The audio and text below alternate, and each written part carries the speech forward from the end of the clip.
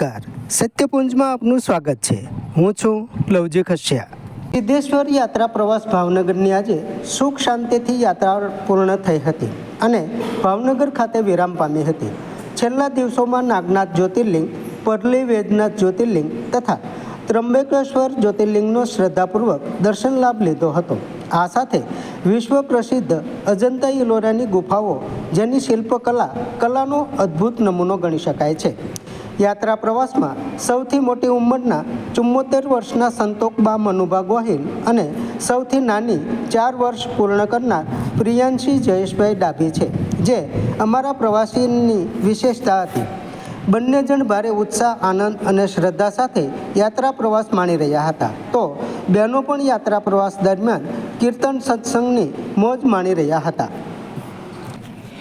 ગુજરાતના ડાકોરથી યાત્રા શરૂ કરી ભારતના જુદા જુદા રાજ્યોમાં 10 જ્યોતિર્લિંગ યાત્રા કરી ફરી પાછા ગુજરાતની નર્મદા નદીમાં પવિત્ર સ્નાન કરી આજે શ્રદ્ધાળુઓએ યાત્રા પૂર્ણ કરી હતી।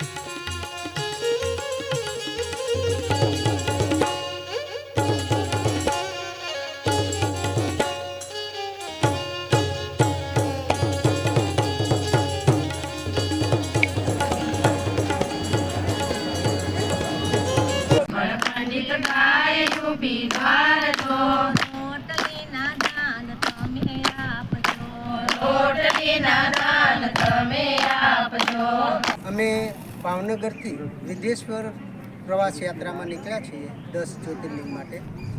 અમારા પ્રવાસની વિશેષતા એ છે કે મારી સાથે જે બા ઊભા છે તેની ઉંમર 74થી 75 વર્ષની વચ્ચે છે, અને બીજું એક અમારી આ નાનકડું ફૂલ પણ છે, જેની ઉંમર 2.5 થી 3 વર્ષ કે 5 વર્ષની વચ્ચે છે। આ વિશેષતાથી અમારી યાત્રા અમે 10 જ્યોતિર્લિંગની કરી છે અને ખૂબ સારી રીતે અમે એ પૂર્ણતા કરી છે। બાઈએ પણ પોતાની પ્રતિક્રિયા આ પ્રવાસ વિશે આપી છે, તો તેને સાંભળીએ। અમે ભાવનગરથી આવ્યા છે। મારું નામ સંતોકબા ગોહિલ છે। અમે 10 જ્યોતિર્લિંગની જાત્રામાં આવ્યા છીએ. અમને બહુ જાત્રામાં આનંદ અને બહુ મજા આવે છે. અમે સિનિયર સિટીઝન છે પણ અમને કોઈ જાતની મુશ્કેલ પડી નથી. મારું નામ પ્રિયંકી છે. પાલિકમાં બહુ મજા આવે અને એક નાની છોકરી છે. ચલો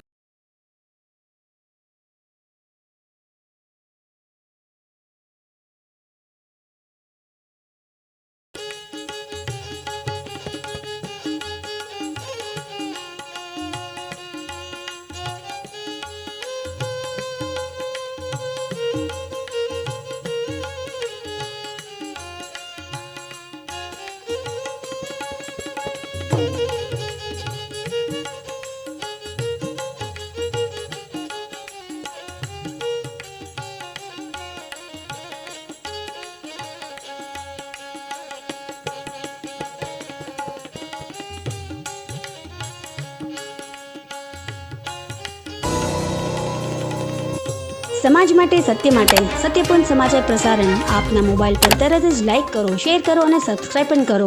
અને હા, ઘંટડી વગાડવાનું ન ભૂલશો. આભાર. સમાજ માટે સત્ય સાથે સત્યપૂર્ણ અહેવાલ, સમાચાર તથા જાહેરાત પ્રસારિત કરવા સંપર્ક સાધો. સત્યપુંજ સમાચાર પ્રસારણ, લબ્ધિ કોમ્પ્લેક્સ, તાલુકા પંચાયત સામે, સિહોર.